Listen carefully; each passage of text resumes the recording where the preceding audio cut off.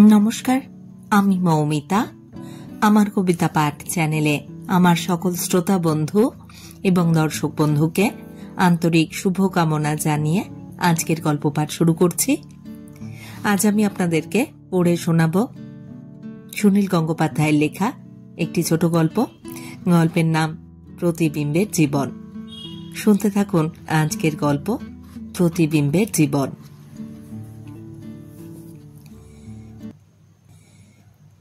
এমন হয় না, মাঝে মাঝে জ্বলন্ত সিগারেটের ছাই ছাড়তে গিয়ে শুধু ছাইয়ের বদলে আগুন শুদ্ধ অনেকখানি ভেঙে পড়ে।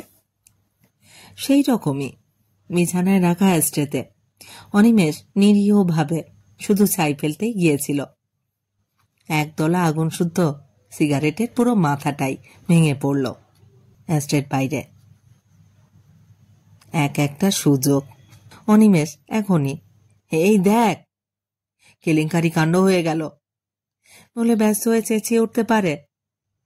তাতে এই ঘরের 4 জন পুরুষ ও 3 জন নারীর যে অনর্গল গল্প তা এক্ষুনি থেমে যাবে।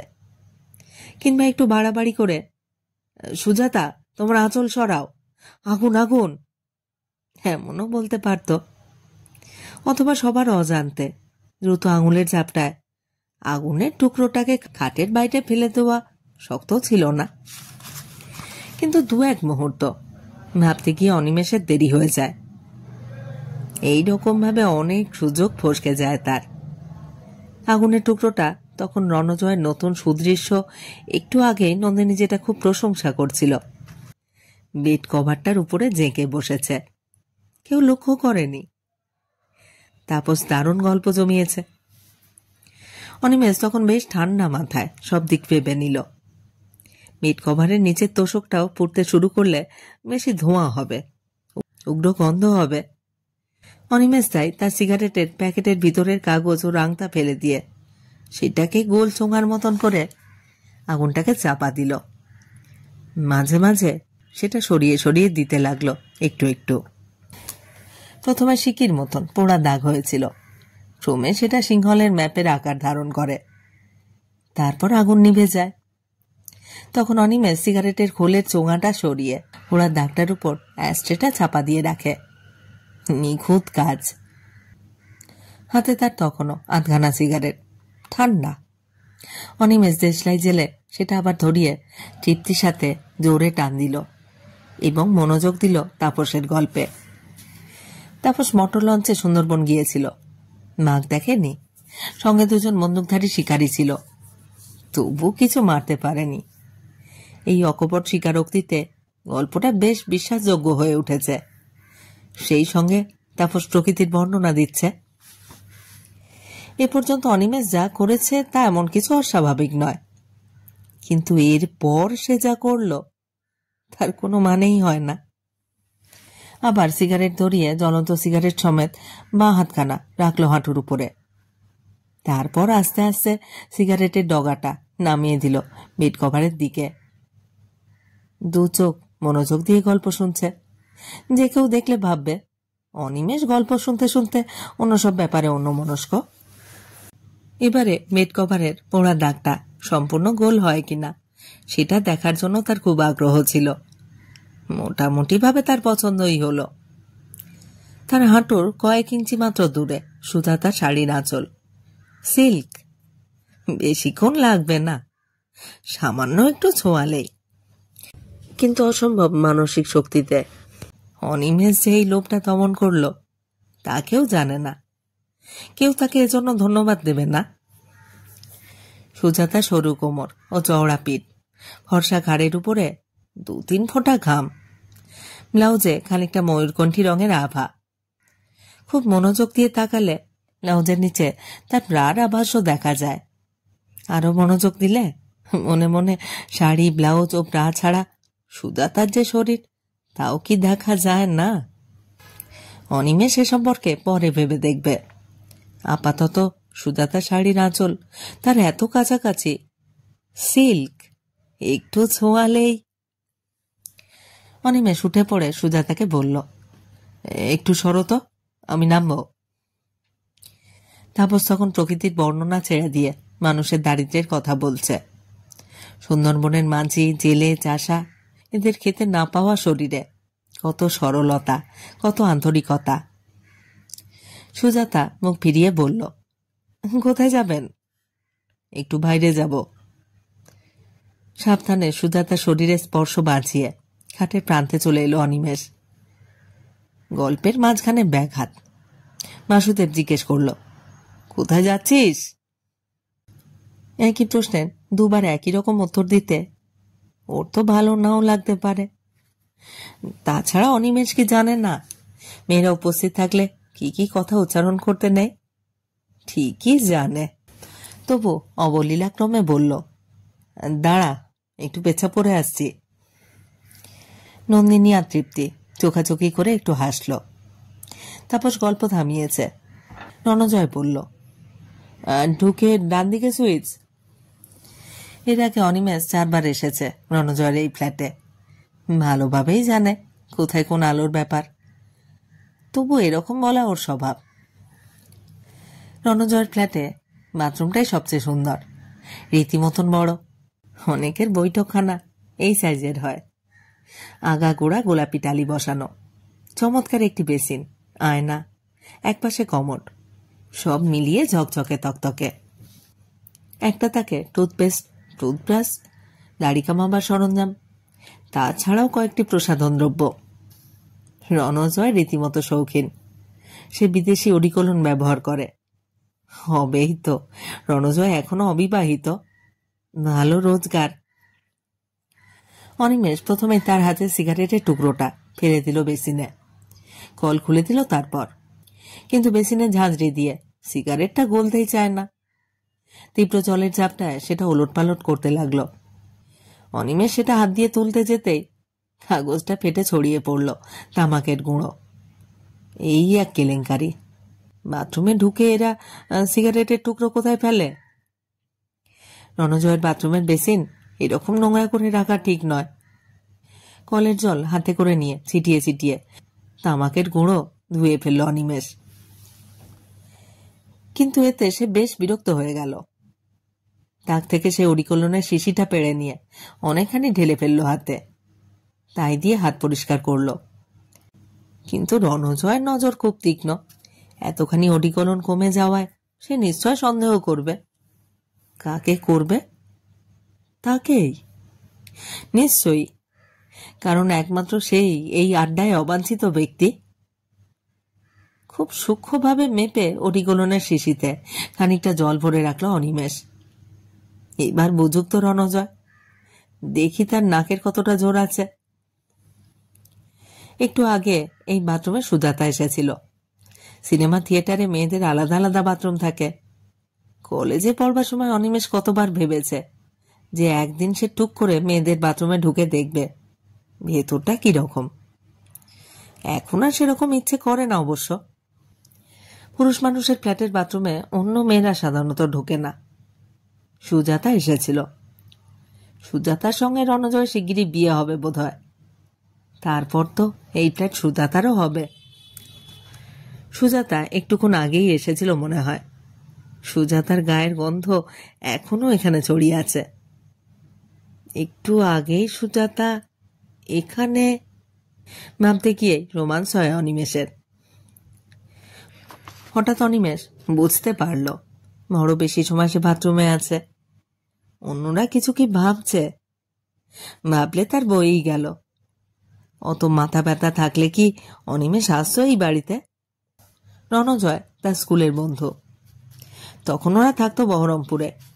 দারুণ ভাবছিল দুজনের। তারপর রণজয়ের বাবা ট্রান্সফার হওয়ার পরে ওরা চলে যায় নাগপুরে। স্কুলে রণজয় পড়াশোনায় তেমন ভালো ছিল না। কলেজে উঠে কি করেছে এত ভালো হয়ে গেল হঠাৎ? ইঞ্জিনিয়ারিংয়ে ভালো করে পাশ করে চাকরি পেয়েছে। কলকাতায় আলাদা ফ্ল্যাট। অনিমেষ বিয়ে পাশ করেছে, পাস করছে। একবার ফেলও করেছিল। সেই ফেল করায় আত্মীয় শুভজন শুভার্থীরা জিভ দিয়ে চুকচুক করে সমবেদনায় শব্দ করেছিল। কিন্তু অনিমেষের বাবা বলেছিলেন তিনি ছেলেকে আর পড়াবেন না। তার বদলে তিনি যেখানে চাকরি করতেন সেই রেলের অফিসে ছেলেকে চাকরিতে ঢুকিয়ে দিতে চান। কিন্তু অনিমেষ সে কথা শুনল না। রাগ করে বাড়ি থেকে বেরিয়ে গিয়ে মেসে থেকে আবার পড়াশুনো করলো। কোনো ক্রমে পাশ করলো অবশ্য, কিন্তু সেই বছরেই তার বাবা মারা গেল। রেলের চাকরিটা আর হলো না। 1.5 বছর বেকার থাকার পর অনিমেষ ফুড সাপ্লাই ডিপার্টমেন্টে একটা চাকরি জোগাড় করেছিল নিজের চেষ্টায়। বছরখানেক আগে চাকরিটাও গেছে। এখন অনিমেষ আবার বেকারের জীবন উপভোগ করছে। হ্যাঁ, উপভোগ করছে, এই কথাটাই ঠিক। সে বেশ মজা পায়। চাকরির দরখাস্ত, ইন্টারভিউ, চেনা লোককে ধরাধরি, এই সবগুলোরই ফলাফল সে আগে থেকেই জানে। হবে না, তবু চেষ্টা করতে হবে। এটা একটা মজার ব্যাপার না? মৌবাজারে একটা মেসে থাকে অনিমেষ। ধার ধর করে কোনো রকমের দিন চলে যাচ্ছে। মাস 2 আগে ভবানীপুরের কাছে হঠাৎ একদিন রণজয়ের সঙ্গে দেখা। মাঝখানে 7-8 বছর কেউ কারোর খবর রাখেনি, তবু দেখা মাত্রই তারা পরস্পরকে চিনতে পারল। স্কুল জীবনের বন্ধুত্ব কখনো ভুলে যাওয়া যায় না। রণজয় তখন পরেছিল পাজামার উপরে হাওয়াই শার্ট, চুল না আঁচড়ানো, অর্থাৎ কাছেই তার বাড়ি। একটু বেরিয়ে সিগারেট কিনতে এসেছে। এতদিন বাদে অনিমেষকে দেখে সে খুব খুশি হলো। জোর করে অনিমেষকে তার ফ্ল্যাটে নিয়ে গেল, যদিও অনিমেষের তখন কোনো কাজই ছিল না। মনোহর পুকুরের একটি সুদৃশ্য বাড়িতে রণজয় একটা ফ্ল্যাট নিয়ে থাকে, সুন্দরভাবে সাজানো। ব্যাচেলারের ঘর হলেও তাতে মেয়েলি হাতের স্পর্শ আছে। রণজয়ের বেশ কয়েকজন মেয়ে বন্ধু আছে, তারা এখানে আসে। একজনের সঙ্গে রণজয়ের রীতিমতো ঘনিষ্ঠতা। 2 বন্ধুতে অনেকক্ষণ ধরে পুরনো কালের গল্প হলো।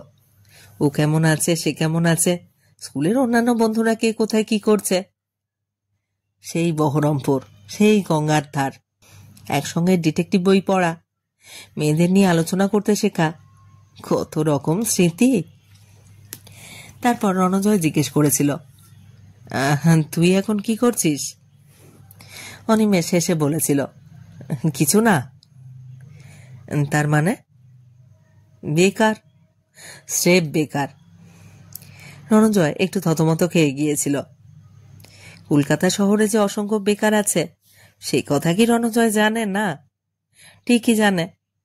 খবরের কাগজে তাদের সম্পর্কে আলোচনা পড়ে, রাস্তাঘাটে রকবা ছেলেদের দেখে, কিন্তু তার হাল আমলের বন্ধু বা পরিচিতদের মধ্যে কেউই বেকার নেই।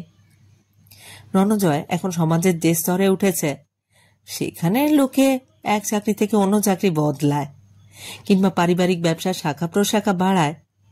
বেকার শব্দটা সেখানে অপ্রত্যাশিত। রণজয় তখন অনিমেষের মলিন পোশাক পরিচ্ছদের দিকে তাকিয়েছিল। তার একটু অস্বস্তি হতে শুরু হয়। সমান সমান অবস্থা না পেলে বন্ধুত্ব জমে না। বহরমপুরে স্কুলে পড়বার সময় রণজয় আর অনিমেষের পারিবারিক অবস্থা একই রকম ছিল, সবকিছুই একই রকম। পড়াশুনোয় অনিমেষ একটু ভালো ছিল শুধু। সেদিন আর বেশিক্ষণ গল্প জমেনি। রণজয়কে অফিসে যেতে হবে। রণজয়ের অফিসের নাম জেনে নিয়ে অনিমেষ চলে এসেছিল। রণজয় মনে মনে পুরনো বন্ধুর জন্য দুঃখ বোধ করলেও তাকে আর বাড়িতে আসবার কথা বলেনি। দিন কয়েক বাদে খেয়ালের ঝোঁকে অনিমেষ একদিন চলে গেল রণজয়ের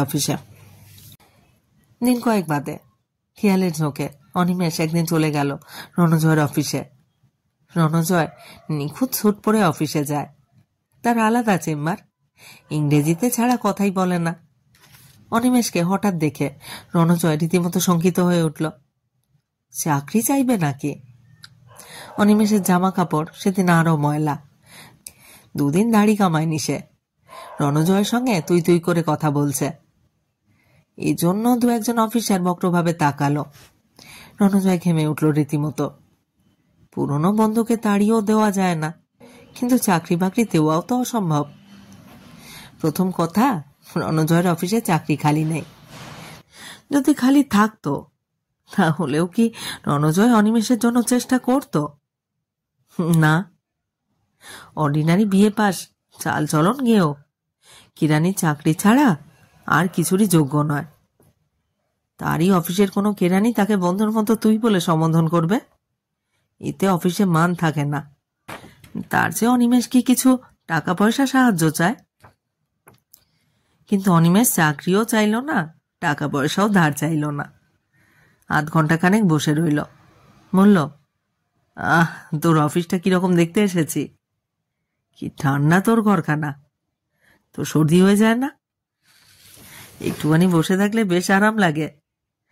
আচ্ছা, মাঝে মাঝে যদি আসি। রণজয় গলা খাঁকারি দিয়ে বলেছিল, আমি অফিসে 1 মিনিট নিঃশ্বাস ফেলবার ফুরসুত পাই না, আর ঘরেও থাকি না সব সময়, ফ্যাক্টরিতে যেতে হয়। তারপর বেশ কয়েকদিন রণজয় ভয়ে ভয়ে থেকেছে, অনিমেষ যদি আবার অফিসে আসে তাকে মুখ ফুটে বারণ করতেই হবে। এ তো মহা মুশকিল হলো। স্কুল জীবনে অনিমেষ ছিল তার শ্রেষ্ঠ বন্ধু, কিন্তু এখন দুজনে আলাদা হয়ে গেছে। অনিমেষ অবশ্য অফিসে আর আসেনি কোনোদিন। কিছুদিন পরে এক সন্ধ্যেবেলা সে রণজয়ের বাড়িতে গিয়েই হাজির হলো। সারা সন্ধে তার কিছুই করবার নেই, কাহার দোকান মেষের বিছানায় শুয়ে থাকা যায়। কিন্তু সেদিন রণজয়ের বাড়িতে হঠাৎ হাজির হয়ে রণজয়কে রীতিমতো অপ্রস্তুত অবস্থায় ফেলে দিল। রণজয় তার কয়েকজন বন্ধু বান্ধবীকে নিয়ে পার্টি করছিল সেদিন। কয়েকটি ছেলে আর কয়েকটি মেয়ে, প্রত্যেকেরই দারুণ সাজ পোশাক। রণজয় পরেছে একটা টকটকে লাল রঙের কলার তোলা গেঞ্জি আর সরু কালো প্যান্ট। রেডিওগ্রামে ইংরেজি বাজনা বাজছে। প্রত্যেকের হাতেই মদের গ্লাস, মেয়েদের মুখেও সিগারেট। মধ্যে অনিমেষ, একটি মূর্তিমান ছন্দপতন। অনিমেষ পরে আছে ধুতির উপরে একটা আধময়লা চিটের শার্ট, পায়ে রবারের চটি, মুখে লাজুক হাসি মাখানো। অনিমেষকে দেখে উপস্থিত সবাই গুঞ্জন থামাল। রণজয় বিব্রত হয়ে বলল, কি রে তুই? অনিমেষ বলল, এমনি চলে এলাম, ডিস্টার্ব করলাম নাকি? রণজয় তো আর তাকে তাড়িয়ে দিতে পারে না, উপস্থিত অন্যান্যরাই কি ভাববে তাহলে। সুতরাং হাসি হাসি মুখ করে তাকে বলতেই হলো, না না, মোস্ট ওয়েলকাম, আয় ভিতরে আয়। রণজয় উপস্থিত অন্যান্যদের সঙ্গে আলাপ করিয়ে দিল অনিমেষের। আমার পুরনো বন্ধু, স্কুলে একসঙ্গে পড়তাম, অনেকদিন পরে দেখা। এই অনিমেষ, তুই একটু হুইস্কি খাবি কিংবা রাম? অনিমেষ একটা চেয়ারে বসে বলল, আর না রে, আমি ওসব কখনো খাইনি। আজ একটু খেয়ে দেখ, ভয়ের কিছু নেই। আজ থাক, মেসে থাকি তো, ওখানে মদ খেয়ে গেলে। মদ কথাটা শুনে সবাই একটু আড়ষ্ট বোধ করল। এখানে কেউ মদ বলে না, সবাই বলে ড্রিঙ্কস। কিরকম ভালো শোনায়। কিংবা হুইস্কি, ব্র্যান্ডি, বিয়ার, এইসব নামগুলো তো চমৎকার। কিন্তু মদ কিরকম যেন গেও গেও। রণজয়ের বিলেত ফেরত বন্ধু তাপস বলল, আরে মশাই, খান না একটু, যা যাবে না। অনিমেষ তবু রাজি হলো না, চুপচাপ বসে রইল। তার কি উচিত ছিল না নিজে থেকেই চলে যাওয়া? সে যে এখানে অবাঞ্ছিত, একটু বোঝবার মতো বুদ্ধিও কি তার নেই? লোকজনের সঙ্গে মেলামেশায় কিংবা আলাপ জমাবার ক্ষমতাও তার নেই। বেকার কিংবা গরিব হলেও তো অনেকে স্মার্ট হয়। অনিমেষ কারোর সঙ্গে আলাপও করল না, চলেও গেল না, বসে রইল এক কোণে। উজ্জ্বল পোশাক পরা নারী পুরুষদের দিকে এক দৃষ্টে চেয়ে রইল, যেন সে একটা সিনেমা দেখছে। ড্রিঙ্কসের মাত্রা বেশি হবার সঙ্গে সঙ্গে ওরা আরো উজ্জ্বল হয়ে উঠল। কেউ কেউ নাচতে লাগলো বিদেশি কায়দায়। 9:30 সময় যখন খাবারগুলো রাখা হলো টেবিলে, তখন অনিমেষ উঠে দাঁড়ালো। এবার সে যাবে, কিন্তু তখন তাকে যেতে দেওয়া যায়? সবাই মিলে তাকে খেয়ে যাবার জন্য ঝুলোঝুলি করতে লাগলো। খাবার অনেক আছে, কম পড়বার কোনো প্রশ্ন ওঠে না। তবু অনিমেষ জিদ করে না খেয়েই চলে গেল। তার নাকি বিশেষ দরকারি কাজ আছে। শেষ পর্যন্ত অনিমেষকে এগিয়ে দিতে এসে সিঁড়িতে দাঁড়িয়ে রণজয় বলল, অনিমেষ শোন। কি? চাকরি বাকরি কিছু পেলি? এখনো পাইনি, পেয়ে যাবো শিগগির। রণজয়ের আজ অল্প অল্প নেশা হয়েছে। চোখ লাল। সে তার বন্ধুর কাঁধে হাত রেখে আন্তরিক গলায় বলল, শোন না, তোর টাকা পয়সার কিছু দরকার আছে? আমার কাছে তোর লজ্জা পাবার দরকার নেই। অনিমেষ বলল, টাকা? না তো, তোর কাছ থেকে টাকা নেব কেন? রণজয় পকেট থেকে ততক্ষণে মানি ব্যাগ বের করে ফেলেছে। বলল, চাকরি বাকরি নেই, তোর যদি এখন টানাটানি থাকে আমার কাছ থেকে 200 টাকা নিতে পারিস, কিন্তু আমার কোনো অসুবিধা হবে না। না না, কোনো দরকার নেই। অনিমেষ সিঁড়ি দিয়ে তরতর করে নেমে চলে গেল। রণজয় একটা চাল চালতে চেয়েছিল, সেটা ঘটল না। টাকা দিয়ে সে অনিমেষকে জব্দ করতে চেয়েছিল। যে ধার নেয় সে সাধারণত শোধ না দিতে পারলে আর সে মুখ হয় না।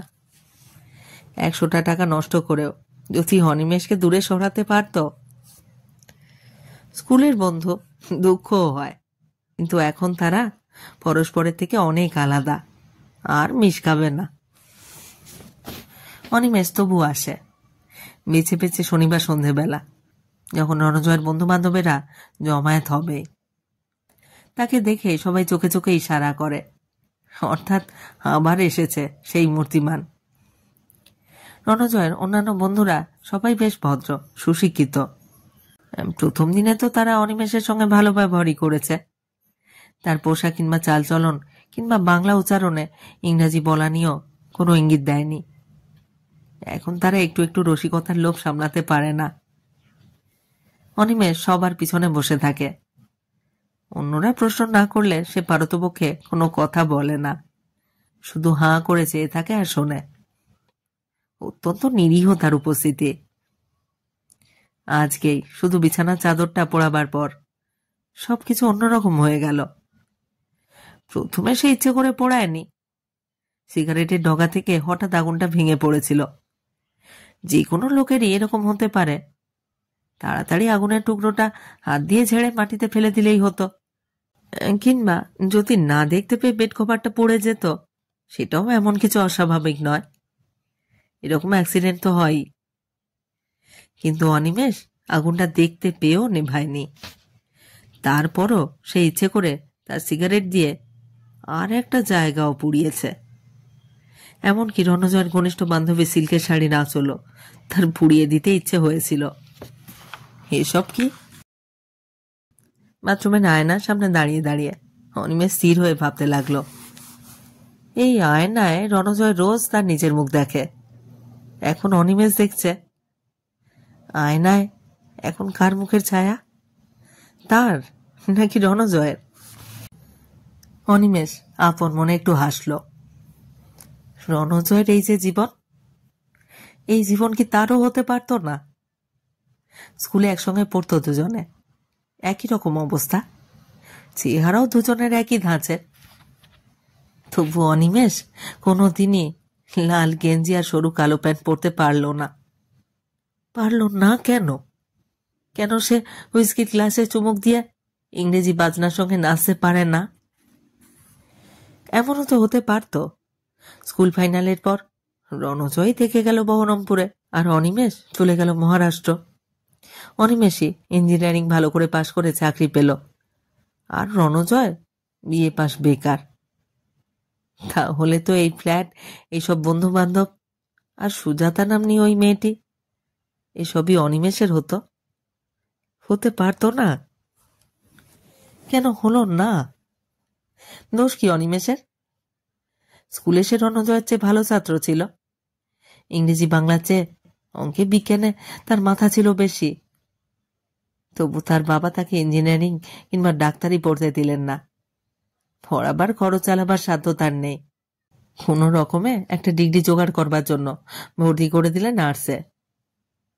অনিমেষের পক্ষে তখন কি সম্ভব ছিল সেই 17 বছর বয়সে বাবার কথা অগ্রাহ্য করে কলকাতায় এসে বিজ্ঞান পড়া?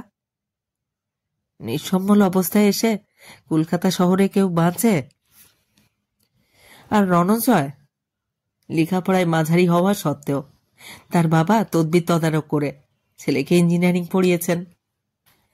তারপর ভাগ্যের জোরে রণজয় বিলেতে গিয়ে তার ডিগ্রি আর ইংরেজি উচ্চারণে খানিকটা পালিশ লাগিয়ে এনেছে। আর সে অনিমেষ এখন বিএ পাস, বেকার, সকলের হাসাহাসির পাত্র। মুখ দিয়ে হা হা করে অনিমেষ আয়নার উপরে খানিকটা বাষ্প ছড়ালো, তারপর সেখানে আঙুল দিয়ে লিখল, রণজয়, এই জীবন আমারও হতে পারত। একটু বাদেই সে লেখা আপনিই মুছে গেল। বাথরুম থেকে বেরিয়ে এসে অনিমেষ দেখল সকলে তখনও গল্পে মত্ত। বিছানার চাদর পোড়ার ব্যাপারটা কেউ তখনও লক্ষ্য করেনি। রণজয় তার জিনিসপত্র সম্পর্কে খুব খুঁতখুঁতে, দেখতে পেলে নিশ্চয়ই চেঁচামেচি করবে। কাকে সন্দেহ করবে? তাকেই। কারুর কি মনে থাকবে যে অনিমেষ ওই সময় ওই দিকে বসেছিল? অনিমেষ এবারে সম্পূর্ণ অন্যদিকে বসল। তার অসাক্ষাতে যে এখানে তাকে নিয়ে আলোচনা হচ্ছিল বোঝা যায়। কেবল সে ফিরে আসতেই হঠাৎ চুপ হয়ে গেল। রণজয় বলল, এই অনিমেষ, তাপস বলছিল ওদের অফিসে একটা চাকরি খালি আছে, তুই পেতে পারিস। স্টার্টিংয়ে অবশ্য খুব বেশি দেবে না, 450। হঠাৎ এতদিন বাদে অনিমেষের স্বভাব বদলে গেল। সে অনর্গল মিথ্যে কথা বলতে লাগলো। সে বলল, তার আর দরকার নেই, ফরেন সার্ভিসে একটা চাকরি পেয়ে গেছে। রণজয় চমকে গিয়ে বলল, ফরেন সার্ভিসে কি করে পেলি? অনিমেষ পরিতৃপ্তির হাসি দিয়ে বলল, আজকাল সবই তো ধরাধরির ব্যাপার রে। আমার প্রথম পোস্টিং হচ্ছে লন্ডনে, আমাদের হাই কমিশনে। লন্ডনে? ঘরে সবাই উদ্গ্রীব। এই অনিমেষ ক্যাবলাটাও বিলেতে যাবে? কত মাইনে? সে কথাও জানবার দরকার নেই, বিলেতে তো থাকতে হবে। বিলেতে গিয়ে কুলি মজুরের মতন ব্যারাক বাড়িতেও থাকতে কে না চায়। কবে যাচ্ছেন? কবে যাচ্ছেন? ও মা, কবে যাচ্ছেন? সামনের সপ্তাহে। পাসপোর্ট হয়ে গেছে? ও মা, এতক্ষণ বলেননি। অনিমেষ আবার সিগারেট ধরিয়েছে। লন্ডনের কাল্পনিক চাকরির বিবরণ দিয়ে যাচ্ছে সবিস্তারে। সে আর এখানে আসবে না, এরপর আর এখানে আসা সম্ভব নয়। সে আবার কলকাতার ভিড়ে হারিয়ে যাবে। শেষবার সে দেখে নিচ্ছে সকলকে। এইসব অন্যরকম সুখী মানুষ, এদের মতো জীবন তো তারও হতে পারত। এক দৃষ্টে সে দেখছে সুজাতাকে, রণজয়ের প্রেয়সী। সুজাতাও দারুণ উৎসাহ নিয়ে শুনছে অনিমেষের কথা। বিলিতি জিনিস, বিলিতি জীবনযাত্রার প্রতি সুজাতার অসম্ভব মোহ। সুজাতার সুন্দর স্বাস্থ্য, প্রসাধন করা চমৎকার মুখ, দুর্দান্ত সিল্কের শাড়ি পরেছে। এইরকম একটি মেয়ে কি অনিমেষের প্রেয়সী হতে পারত না? সত্যি সত্যি সে বিলেতে চাকরি পেলে সুজাতাই সম্ভবত রণজয়কে ছেড়ে দিয়ে তাকেই বিয়ে করতে রাজি হতো। অনিমেষ এখানে আর কোনোদিনই আসবে না। সে কলকাতার ভিড়ে হারিয়ে যাবে। সবার অলক্ষ্যে সুজাতা সিল্কের শাড়ি না চলে তার সিগারেটটা চেপে ধরল।